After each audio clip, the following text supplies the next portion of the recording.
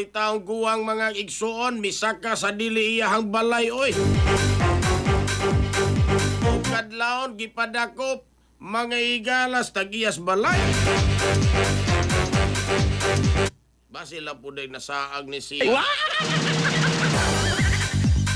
Ulitaong guwang bayan ni mga igala, basi nangita po ni siya og dagang guwang.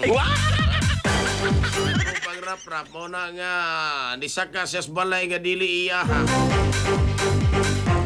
Sinasaag lang ni siya maigala, kalimot siya siyang mapa. Detalye sa report sa Ronato kini pinagi sa pagpamati ni Katrupag June Cator. Live report.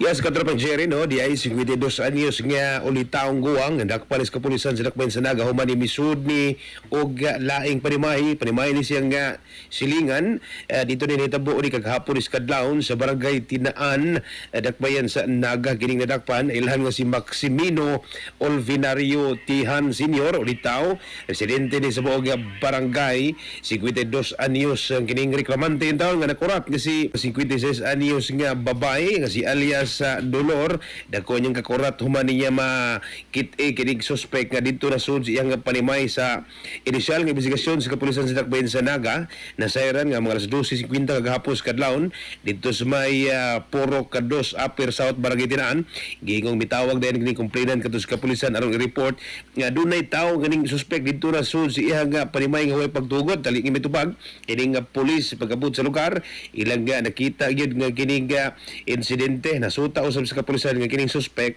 dito ni agi misud ni sa balay sa kining reklamante pinaagi sa pagguba matud pa sa pultahan ining iyang comfort room bisan buhay pagtugot nidig biktima hinungdan nga gidakop kining suspect og gitanggong na ni karon gi pasaka ni kaso nga trespassing.